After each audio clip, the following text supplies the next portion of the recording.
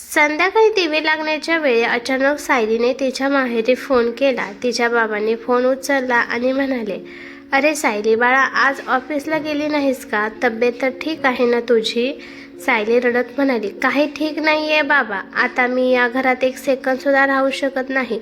तुम्ही मला घेऊन जायला या किंवा मग मीच येते. यावर सायलीचे बाबा मोहनराव म्हणाले, काय झाले बाळा? असा घर सोडण्याचा तडकाफडकी निर्णय का घेत आहेस? सायली म्हणाली, बाबा मी तुम्हाला फोनवर नाही सांगू शकत. उद्या संध्याकाळी ऑफिस सुटल्यावर मी आपल्या घरी येईन, मग सविस्तर बोलेन तुमच्याशी. मोहनराव म्हणाले, ठीक आहे. असे बोलून सायलीने फोन ठेवला. तिच्या नवऱ्याने अर्जुनने तिचे बोलणं ऐकले होते. तो म्हणाला, तुझ्या बाबांशी बोलत होतीस का? अगं मग काय झाले ते सांगायचे ना तुझ्या बाबांना, म्हणजे त्यांनाही समजले असते त्यांची मुलगी इथे कशी वागते ते. सायली म्हणाली, हो सांगणारच आहे, पण फोनवर नाही, प्रत्यक्ष जाऊन मी बाबांशी बोलणार आहे.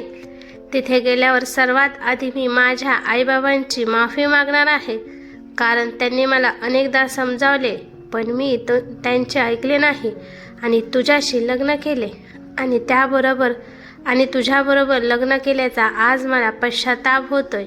अर्जुन म्हणाला, अगं मग तुला पश्चाताप होतोय तर मग मला काय आनंदाच्या उखळ्या फुटत आहेत का तुझ्याशी लग्न करून? मलाही आता असे वाटते की कोणाची दुर्बुद्धी सुचली आणि तुझ्यासारख्या मुलीशी लग्न केले आणि यावरून पुन्हा दोघा नवरा बायकोमध्ये वाद सुरू झाले. अर्जुन आणि सायली यांचा 2 वर्षापूर्वी प्रेमविवाह झाला होता. सायली बँकेत नोकरी करत होती तर अर्जुन एका प्रायव्हेट कंपनीत इंजिनियर होता. लग्नानंतर काही दिवस खूप आनंदात गेले. सायलीच्या सासरी ते दोघे नवरा बायको तसेच सासू सासरे आणि एक अपंग धाकटा दीर राहत होते. लग्नानंतर सायलीने खूप चांगल्या प्रकारे घराची जबाबदारी उचलली. ती रोज सकाळी लवकर उठून नाश्ता स्वयंपाक बनवायची. सासू सासऱ्यांना काय हवे नको ते पाहायचे. घरातील वरवरची कामे करण्यासाठी तिने कामवाली बाई ठेवली होती. सर्व काही सुरळीत चालू होते, पण एके दिवशी सायलीच्या ऑफिसमधील तिची एक मैत्रीण अंकिता काही कामासाठी सायलीच्या घरी आली. अंकिता 10-15 मिनिटे सायलीच्या घरी थांबली होती. तेव्हा तिने पाहिले की सायलीने तिच्या सासू सासऱ्यांना जेवण वाढले होते, तसेच ती तिच्या अपंग दीरासोबत सुद्धा खूप छान वागत होती. मैत्रिणीशी बोलता बोलता सासू सासऱ्यांना सतत काही नको ते पाहत होती. चहा पाणी झाल्यानंतर अंकिता घरी गेली. दुसऱ्या दिवशी ऑफिसच्या लंच ब्रेक सायलीने घरी फोन केला आणि तिच्या सासूची विचारपूस केली.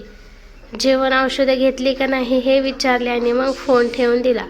हे सर्व अंकिता पाहत होती.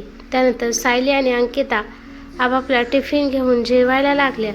जेवता जेवता अंकिता सायलीला म्हणाली, काय ग सायली, तुझे सासू सासरे तुझ्याकडेच असतात का? सायलीने तिच्याकडे पाहिले आणि म्हणाली, हो, मग ते या वयात कुठे जाणार? आणि जरी गावी जाऊन राहिले तर मग तिथे त्यांची काळजी कोण घेणार? अंकिता पुढे म्हणाली, आणि तुझा दीर? अगं ते जरा पायाने अधो आहेत, त्यामुळे त्यांना कोणतीही कामे होत नाहीत. त्यांचे शिक्षण झाले आहे, पण असे वाटते की नोकरी करणे जमणार नाही त्यांना, कारण त्यांना कोणाचा तरी आधार घेतल्याशिवाय उठताच येत नाही. तिचे बोलणे ऐकून अंकिता हसली, पण सायलीने तिला हसण्याचे कारण विचारले नाही. दोघींनी जेवण केले आणि आपल्या जागेवर जाऊन बसल्या. दुसऱ्या दिवशी पुन्हा लंच ब्रेकमध्ये सायलीने घरी फोन लावून सासू सासऱ्यांची चौकशी केली आणि दोघे मैत्रिणी डब्बा घेऊन जेवू लागल्या. इकडे सायलीची सासू उमाताई आपल्या पतीला म्हणाल्या, खरंच आपली सून लाखात एक आहे.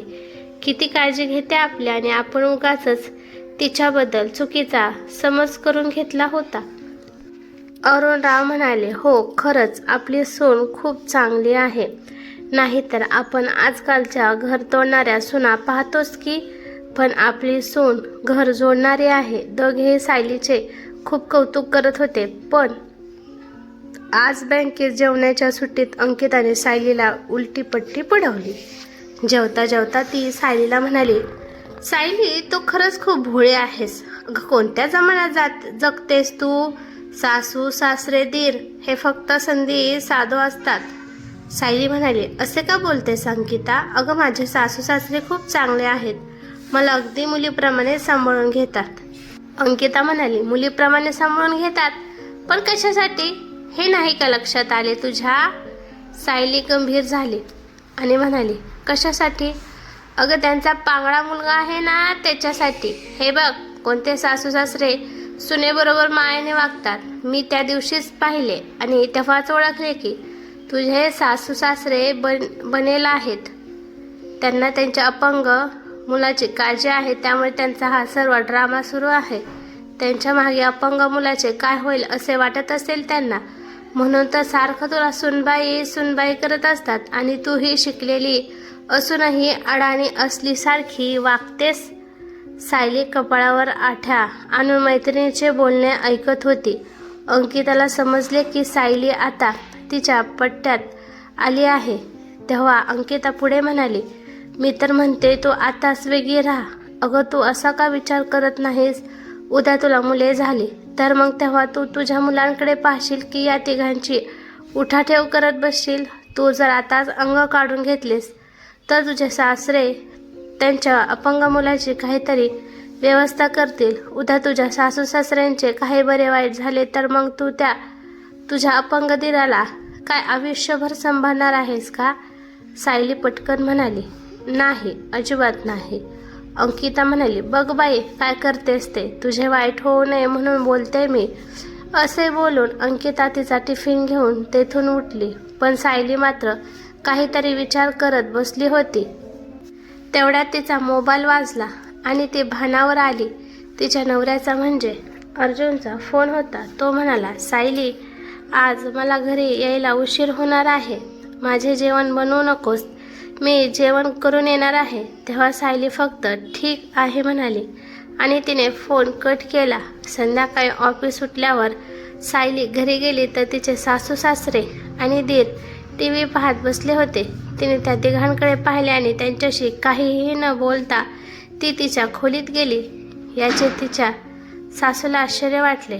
त्यामुळे उमाताई तिच्या पाठोपाठ सायलीच्या खोलीत गेल्या आणि म्हणाल्या, काय ग सुनबाई, तब्येत तर ठीक आहे ना तुझी? सायली म्हणाली, माझे डोके दुखत आहे. सासू म्हणाली, मग तू ऑफिसवरून येताना डॉक्टरांकडे का गेली नाहीस? यांना सांगू का तुला डॉक्टरकडे घेऊन जायला? सायली म्हणाली, नको, गोळी घेईन मी. सासू पुढे म्हणाली, मग मी तुझ्यासाठी आल्याचा चहा बनवून आणू का, म्हणजे तुला बरे वाटेल?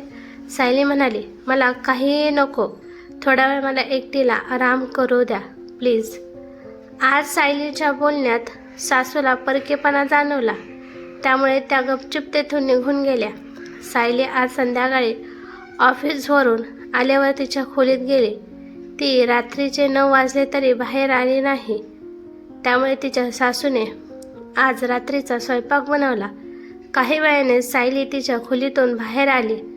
तिने सर्वांसोबत जेवण केले आणि जेवल्यावर तिचे एकटीचे ताट सिंकमध्ये नेऊन ठेवले आणि पुन्हा तिच्या खोलीत निघून गेली. सासू सासरे आणि तिचा दीर राकेश तिच्यात झालेला बदल पाहत होते. पण तेव्हा तिचे सासू म्हणाली, आज सायलीची तब्येत काही बरी नाही, त्यामुळे ती अशी थकल्यासारखी दिसत आहे. सासरे म्हणाले, अगं मग तेव्हा सांगितले असते तर मी तिला डॉक्टरकडे घेऊन गेलो असतो ना. उमाताई म्हणाल्या, मी विचारले होते तिला, पण ती म्हणाली गोळी घेईन आणि आराम केल्यावर बरं वाटेल, त्यामुळे मग परत मीही तिला नाही विचारले. असे बोलून त्या किचनमध्ये गेल्या आणि जेवलेली भांडी घासू लागल्या. काही वेळाने अर्जुनाला आणि आईला काम करताना पाहून म्हणाला, आई, तू किचनमध्ये काय करतेस? सायली कुठे गेली? आई म्हणाली, अरे तिची तब्येत बरी नाही, त्यामुळे ती झोपली आहे. अर्जुन खोलीत गेला तेव्हा सायली मोबाईल चाळत बसली होती. अर्जुन म्हणाला, हे काय सायली? आई म्हणाली, तू आजारी आहेस आणि तू तर आरामात मोबाईल घेऊन बसली आहेस. तिकडे किचनमध्ये आई एकटीच काम करत आहे. सायली म्हणाली, माझे डोके दुखत आहे, त्यामुळे मी झोपले होते. पण अर्जुन, आज एक दिवस मी काही काम केले नाही तर तू मला असे सुनावत आहेस की जसे काही मी या घरची कामवाली आहे. यावर अर्जुन काही बोलला नाही, पण त्याचा न बोलण्याचा सायलीला खूप राग आला. तिला नवऱ्याने ठीक आहे, आजारी आहेस तर आराम कर असे बोलावे अशी अपेक्षा होती. दुसऱ्या दिवशी देखील सायली फक्त सकाळचा चहा नाश्ता बनवून ऑफिसला निघून गेली. तिने दुपारचा स्वयंपाक बनवला नाही. हळूहळू तिचे वागणे तिच्या सासूच्या लक्षात यायला लागले. एरवी सासू सासऱ्यांना ऑफिसच्या लंच ब्रेकमध्ये न चुकता फोन करून जेवण औषधे घेतली का म्हणून विचारणारी सायली आज चक्क दुपारचा स्वयंपाक न करता ऑफिसला गेली होती. याचे तिच्या सासूला आश्चर्य वाटले. संध्याकाळी ऑफिसवरून आल्यानंतर पुन्हा सायली तिच्या खोलीत जाऊन बसली. ना तिने घरी आल्यावर चहा बनवला ना सासू सासऱ्यांना काही बोलली. त्यामुळे स्वतःच उमाताई तिच्या खोलीमध्ये गेल्या आणि म्हणाल्या, सायली बाळा, आमचे काही चुकले का? कालपासून तू अशी गप्प गप्प का आहेस? तेव्हा सायली पटकन म्हणाली, हे बघा आई, मी स्पष्टच बोलते. मला आता एकत्र राहणे जमणार नाही. मला माझा स्वतंत्र संसार हवा आहे. तिचे बोलणे ऐकून सासूला वाईट वाटले. सायली म्हणाली, आई, आता तुम्ही गप्प का आहात? सांगा तुमच्या मुलाला तू वेगळा राहा म्हणून. उमाताई म्हणाल्या, अगं, मी माझ्या मुलाला असे कसे बोलू शकते? तेवढ्यात अर्जुन ऑफिसवरून आला आणि त्याने दरवाजात उभे राहून त्या दोघींचे बोलणे ऐकले आणि तो आल्याबरोबर सायलीला म्हणाला, हा काय मूर्खपणा आहे सायली? अचानक तुझ्या डोक्यात हे वेगळे राहण्याचे खूळ कुठून आले? सायली म्हणाली, हे बघ अर्जुन, माझ्याकडून तुझ्या आईवडिलांना आणि तुझ्या अपंग भावाला सांभाळणे अजिबात होणार नाही. मला तुम्ही कामवाली बनवून ठेवले आहे. घरातील काम करा, बाहेर जाऊन नोकरी करा. मला सांग, मी माणूस आहे की जनावर? हे बघा, मी शेवटचे सांगत आहे. यापुढे माझ्याकडून कोणतीही अपेक्षा ठेवू नका. मला माझा स्वतंत्र संसार हवा आहे. लुळ्या पांगळ्यांना खायला घालवण्यात मला माझे आयुष्य वाया घालवायचे नाही. तिचे बोलणे ऐकून अर्जुनला राग आला आणि त्याने सायलीच्या कानशिला ठेवून दिली. उमाताई अर्जुनला म्हणाल्या, अर्जुन, मूर्ख आहेस का? तू बायकोवर हात उचलायला तुला लाज वाटली नाही का? अर्जुन म्हणाला, आई, तू तिचे बोलणे ऐकून सुद्धा मलाच रागवत आहेस. सायली कोणी हौसेने अपंग होत नाही आणि यापुढे माझ्या भावाबद्दल काही बोललीस तर याद राख. असे बोलून अर्जुन बाहेरच्या खोलीत निघून गेला. सायलीचे बोलणे तिच्या दिराने आणि सासऱ्याने सुद्धा ऐकले होते, पण ते तिला काहीच बोलले नाही. 2 दिवसापूर्वीच तर सासू सासरे तिचे कौतुक करत होते आणि आज सायली अशी वागली. उमाताईंना तर सायलीच्या अशा वागण्याचा विश्वासच बसत नव्हता. आज पहिल्यांदा अर्जुनने सायलीवर हात उचलला होता. त्यामुळे तिला खूप राग आला होता आणि ती खूप रडतही होते. तिने तिच्या बाबांना म्हणजे मोहनरावांना फोन लावला आणि म्हणाली, बाबा, मी आता या घरात 1 सेकंद देखील राहू शकत नाही. मुलीचे बोलणे ऐकून मोहनराव एकदम गप्प झाले. त्यांना समजत नव्हते की तिच्या सासरी असे नक्की काय झाले असेल ज्यामुळे माझी मुलगी असे बोलत आहे. जेव्हा सायली तिच्या बाबांशी फोनवर बोलत होती तेव्हा तिथे तिची आई रमाताई आली आणि मोहनरावांना म्हणाली, अहो, काय झाले? एवढा उशिरा सायलीने का बरं फोन केला होता? आईने मोहनरावांच्या हातातून फोन घेतला आणि म्हणाली, काय झाले सायली? सर्व काही ठीक आहे ना? तेव्हा सायली रडायला लागली आणि म्हणाली, आई, मला इथे राहायचे नाही. तिची आई सुद्धा काही विचार न करता म्हणाली, ठीक आहे, उद्याच ये मग इकडे आपल्या घरी. मोहनराव रागाने आपल्या पत्नीकडे पाहत होते, पण तेव्हा ते काही बोलले नाही. सायली म्हणाली, ठीक आहे आई, मी उद्या ऑफिस सुटल्यावर आपल्या घरी येईन. फोन चालूच होता. रमाताई म्हणाल्या, अहो, तुम्ही उद्या सकाळीच जा आणि आपल्या मुलीला इथे घेऊन या. मला ठाऊक आहे तिच्या सासूमुळेच त्या नवरा बायकोमध्ये सतत वाद झाले असतील, नाहीतर ती घर सोडण्याची भाषा करणारच नाही. जेव्हा आपण आपल्या मुलीला इकडे आणू तेव्हाच तिच्या सासू सासऱ्यांना अक्कल येईल. आपल्याला आपली मुली काही जड नाही. बाजूला बसलेला सार्थकही म्हणाला, हो बाबा, तुम्ही जावा आणि ताईला घेऊन या. आई बरोबर बोलत आहेस. आपण लहानपणापासून ताईच्या डोळ्यामध्ये पाणीही येऊ दिले नाही आणि तळहाताच्या फोडाप्रमाणे जपले आहे आणि हे लोक माझ्या बहिणीला त्रास देत आहेत. दोघे मायलेक सायलीच्या सासू सासऱ्यांबद्दल काही ना काही बोलत होते आणि पलीकडून फोनवर सायली सर्व ऐकत होती आणि यामध्येच रमाताई आपल्या पतीला बोलते, अहो, तुम्ही असे शांत उभे आहात. आम्ही दोघे म्हणत आहोत की तुम्ही सायलीला घेऊन या. मग तुम्ही आमच्या बोलण्याकडे दुर्लक्ष का करत आहात? आपल्या मुलीला सासरी त्रास होतोय याच्याशी तुम्हाला काही घेणे देणे नाही का? मोहनरावांनी रमाताईंच्या हातून फोन घेतला आणि म्हणाले, हे बघ सायली बाळा, तुझ्या आईच्या बोलण्याकडे लक्ष देऊ नकोस. मी तुला सांगतोय तसे कर. तू आज जावई बापांना सांग की तू उद्या आम्हाला इकडे भेटायला जाणार आहेस म्हणून. सायली म्हणाली, हे बघा बाबा, एकतर माझ्या आणि अर्जुनचे भांडण झाले आहे आणि तुम्ही त्याला विचारून असे का बोलत आहात? मी काही त्याला विचारणार नाही. माझी मी येईन उद्या ऑफिसवरून डायरेक्ट तिकडे आपल्या घरी. मोहनरावांनी तिचे बोलणे शांतपणे ऐकून घेतले आणि म्हणाले, ठीक आहे, येतेस तर ये, असे बोलून त्याने फोन ठेवून दिला.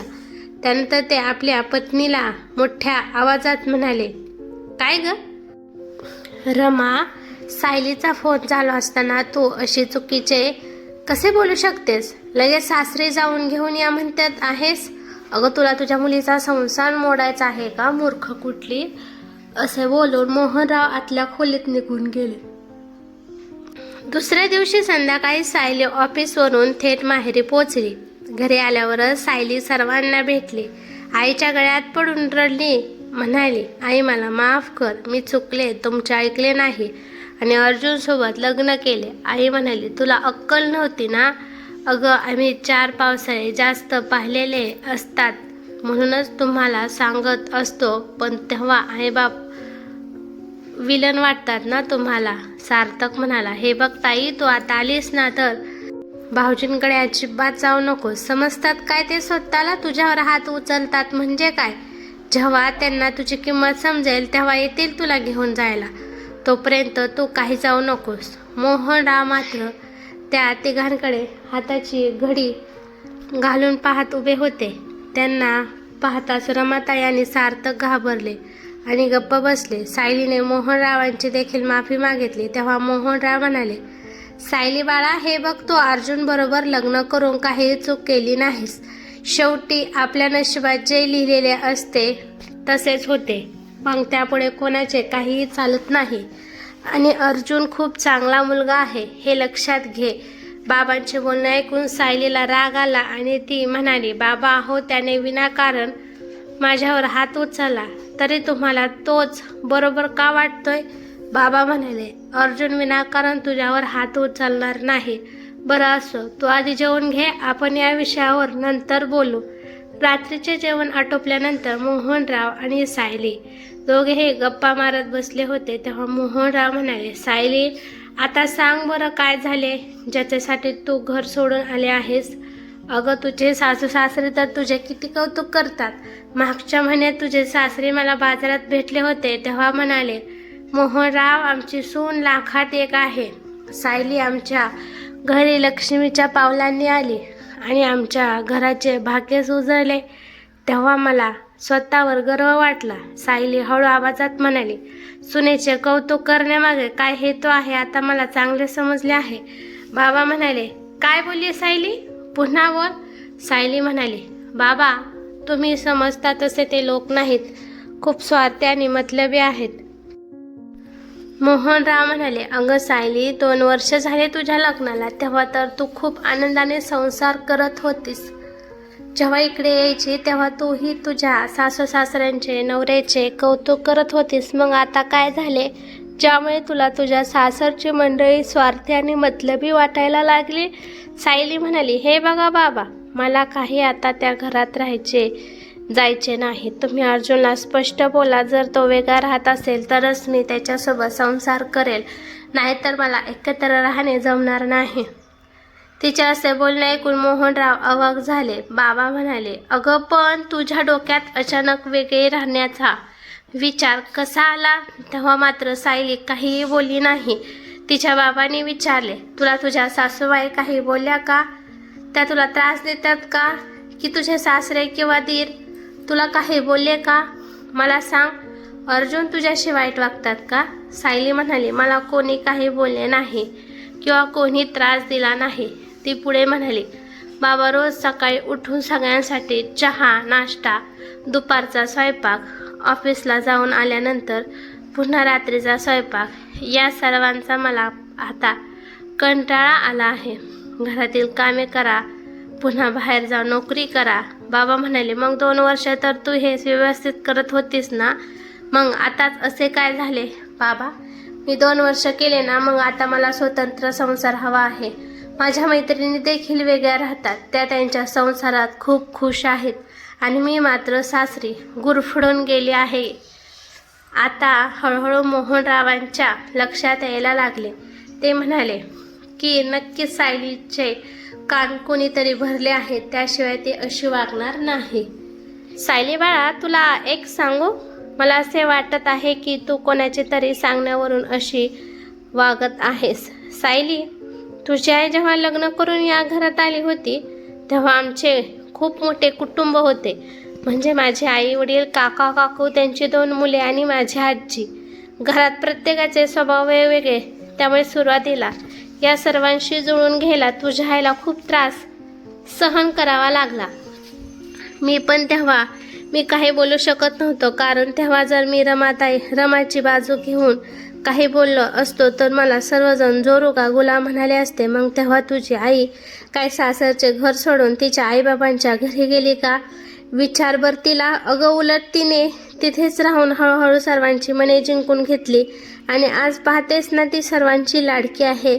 सर्वजण माझ्या आधीही तिला विचारतात, तिचाच सल्ला घेतात. बाळा, प्रत्येक गोष्टीला वेळ द्यावा लागतो. सर्व काही आपल्या मनाप्रमाणे होत नसते. मला सांग, जर तुझी आई तुझ्याप्रमाणे वागली असतीस आणि तिचे बाबासुद्धा म्हणजे तुझे आजोबा असेच मुलीचे ऐकून तिला येथून घेऊन गेले असते, तर तुला काय वाटते? तुझ्या आईला मनवायला मी किंवा माझ्या घरातले गेले असते? असं काही होत नसतं बाळा. आम्ही काही दिवस वाट पाहिली असते आणि जर तुझी आई आली नसती ना, तर माझ्या आईवडिलांनी तुझ्या आईला घटस्फोट देऊन माझे दुसरे लग्न लावून दिले असते. आणि एवढेच नाही तर आणखीन एक सांगतो. पूर्वीच्या काळी ना मुलींना एवढे महत्त्व दिले जायचे, नाही ना तिला शिक्षण दिले जायचे. मुलगी मोठी झाली की तिचे लग्न करून तिला सासरी पाठवले जायचे. तसे काही तर तुझ्या बाबतीत झाले नाही. हे तुझे नशीब समज. मला मान्य आहे की तू इथे रागाने आली आहेस, काही दिवस आमच्याजवळ राहशील, पण जर तुला घेऊन जायला तुझ्या सासरची मंडळी नाही आली तर मग तू काय करशील? एकतर तुझ्या आईवडिलांना खाली मान घालून तुला सासरी सोडायला जावे लागेल किंवा इथे राहून आयुष्यभर इतर लोकांचे टोमणे ऐकत जगावे लागेल. सायली एकटक बाबांच्या चेहऱ्याकडे पाहत होती. ते पुढे म्हणाले की आता काही गोष्टी तुझ्या लक्षात येणार नाहीत, पण काही दिवसानंतर तुला नक्की समजेल. आणि हो, तुझा भाऊ मागाशी काय म्हणत होता ताईला? इथेच राहू द्या, आता सासरी पाठवू नका. पण हाच तुझा भाऊ उद्या जेव्हा त्याचे लग्न होईल तेव्हा मग त्याला त्याच्या संसारात बहिणीची अडचण होईल, त्याच्या बायकोचे आणि तुझे अजिबात पटणार नाही. मग तेव्हा तुम्हा भावंडामध्ये वाद होतील. बाळा, एक लक्षात ठेव, भाऊ कितीही चांगला असला तरी भावजाई आपली नसते. ती तुला टोमणे मारून मारून जिवंतपणे मरण यातना देईल. तुझी वहिनी सतत म्हणेल की स्वतःचे घर सांभाळू शकली नाही आणि माझ्या संसारात लुडबुड करत आहे. एवढेच नाही तर तू इथे माहेरी येऊन राहिलीस म्हणून सगळ्या नातेवाईकांना सांगत बसेल. अगं, बोलायला सगळ्या सोप्या असतात, पण जेव्हा वेळ निघून जाते तेव्हा आपल्या हाती फक्त पश्चाताप करण्याची वेळ येते. सायली, आता मी तुला जे काही बोललो हे तुझ्या आईने आणि सार्थकने हे ऐकले असेल, पण आता ते ह्या विषयावर काही गोष्टी बोलणार नाहीत, कारण त्यांना माझे बोलणे पटले आहे. ते दोघे फक्त आजचा विचार करतात, पण मी पुढचा विचार करून बोलतो. हे बघ, थोडा वेळ लागेल, पण परिस्थिती चांगली होईल. मला सांग, तुला स्वतंत्र संसार हवा आहे, ठीक आहे, पण तू हा विचार केला आहेस का की तुम्ही दोघे वेगळे राहिल्यानंतर अर्जुनच्या आई बाबांचे, त्यांच्या अपंग भावाचे काय होईल? तू आणि जावे बापू त्या घराचा कणा आहात. मग जर तुम्हीच तिथे नसाल तर ते घर ढासळून जाईल. सासू सासरे, तुझा तीर हे तिघेही निराधार होतील. सायली बाबांचे बोलणे लक्ष देऊन ऐकत होती. बाबा पुढे म्हणाले, सायली, मला सांग, आज जर तुझ्या दिराच्या ठिकाणी आपला सार्थक असता तर, किंवा जर तुझ्या सासू सासऱ्यांच्या ठिकाणी आम्ही असतो आणि आमच्या सुनेने ही अट घातली असती की मला सासू सासरे सोबत राहायचे नाही, तर आम्ही तेव्हा काय केले असते? आम्हीही निराधार झालो असतो आणि एक दिवस हे जग सोडून गेलो असतो. सायली बाळा, सासू सासरे किंवा आई वडील हे आपल्या मुलांचे शेवटपर्यंत सोबती नसतात. त्यामुळे ते जोवर जिवंत आहे तोपर्यंत त्यांना त्रास व्हावा असे कोणत्याही मुलाने आणि सुनेने वागू नये. बाबांचे बोलणे ऐकून सायलीच्या डोळ्यात पाणी आले. ती म्हणाली, मला माफ करा बाळा, खरंच माझे चुकले. मी रागाने चुकीचा निर्णय घ्यायला निघाले होते. बाबा, खरे तर तुम्ही बरोबर ओळखले. मी माझ्या एका मैत्रिणीच्या बोलण्यात येऊन चुकीच्या वाटेने निघाले होते. बाबा म्हणाले, कोणती मैत्रीण? सायलीने सांगितले की ती माझ्या ऑफिसमध्ये काम करते. मोहनराव म्हणाले, हे बघ सायली, माणसाने एवढे कणखरं असावे की कोणी काहीही बोलले तरी आपल्या मनावर त्याचा तीळ मात्रही परिणाम होऊ द्यायचा नसतो. आजकालच्या लोकांना दुसऱ्यांचे चांगले बघवत नसते, त्यामुळे असा खोडसाळपणा करतात. बाबा, मी उद्याच माझ्या घरी जाऊन माझ्या सासू सासऱ्यांची माफी मागेन. खरे तर मी जे काही वागले त्यामुळे मला आता स्वतःची खूप लाज वाटत आहे. बाबा म्हणाले, हे बघ सायली, यापुढे कुणाच्याही बोलण्यात येऊन चुकीचे पाऊल उचलू नकोस. दुसऱ्या दिवशी सकाळीच सायली तिच्या सासरी गेली. उमाताई नाश्ता बनवत होत्या. तिने गेल्याबरोबर सासूचे पाय धरून माफी मागितली. ती म्हणाली, आई मला माफ करा, मी खूप चुकीचे वागले. तेव्हा सासू म्हणाली, सायली बाळा, का ग आम्ही काय चुकीचं वागलो म्हणून तू आम्हाला सोडून गेलीस? हे बघ, तुला वेगळे राहायचे असेल तर आनंदाने वेगळी राहा. माझे काही म्हणणे नाही, पण आमच्यावर रागाला जाऊ नकोस. तुझा अबोला सहन होत नाही ग, असे बोलून त्या रडायला लागल्या. सायली म्हणाली, नाही आई, मी कधीच तुम्हाला सोडून वेगळे राहणार नाही. मला तुम्हा सर्वांसोबत राहायचे आहे. असे बोलून सायलीने सासूला मिठी मारली. हे सर्व अर्जुन आणि त्याचे बाबा पाहत होते. सायलीने त्या दोघांची माफीही मागितली. दोघांनीही सायलीला मोठ्या मनाने माफ केले. दुसऱ्या दिवशी सायली ऑफिसला गेली. तिने पाहिले तर अंकिता ऑफिसला आली नव्हती. एका सहकर्मीकडून ती आजारी असल्याचे समजल्यावर संध्याकाळी ऑफिस सुटल्यानंतर सायली अंकिताच्या घरी पोहोचली. सायलीने दारावरची बेल वाजवली तेव्हा अंकिताने दरवाजा उघडला. समोर सायलीला पाहून म्हणाली, अरे सायली, तू आत ये ना. सायली आत गेली आणि खुर्चीवर बसली. तिने घरभर नजर फिरवली आणि अंकिताला विचारले, अंकिता, तू एकटी राहतेस? तुझा नवरा सासू सासरे कुठे आहेत? हे ऐकून अंकिता रडायला लागली. ती म्हणाली, अगं मी 6 महिने झाले एकटीच राहते, कारण माझा घटस्फोट झाला आहे. हे ऐकून सायलीला धक्का बसला आणि तिला राग देखील आला. सायली उठून उभी राहिली आणि म्हणाली, म्हणजे असे आहे तर स्वतःचा संसार मोडला म्हणून माझे हसते खेळते घर मोडायला निघालीस? किती नीच वृत्तीची बाई आहेस ग तू अंकिता. अंकिता म्हणाली, हो, मोडला माझा संसार आणि म्हणूनच मला आता तुझाच काय पण कोणाचाही संसार बघवत नाही.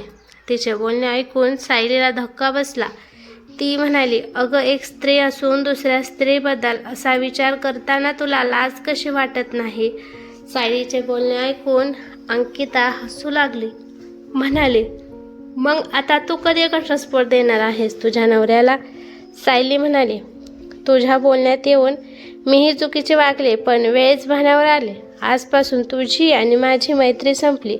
असे बोलून सायली तेथून पटकन निघाली आणि तिच्या घरी पोचली तर तिचे सासू सासरे तिची वाट पाहत बसले होते. घरी गेल्यानंतर सायलीने पुन्हा एकदा सासू सासऱ्यांची माफी मागितली. सासू म्हणाली, ए बेडाबाई, आम्ही तुला केव्हाच माफ केले आहे, तू पुन्हा का माफी मागत आहे? सासूचे बोलणे ऐकून सायलीने सासूला मिठी मारली. आता सायली तिच्या सासरी सर्वांसोबत आनंदाने राहत आहे. ही कथा कशी वाटली ते मला कमेंट करून नक्की सांगा. कथा आवडली तर लाईक शेअर नक्की करा आणि चॅनलवरती नवीन असाल तर चॅनलला सबस्क्राईब करा. धन्यवाद.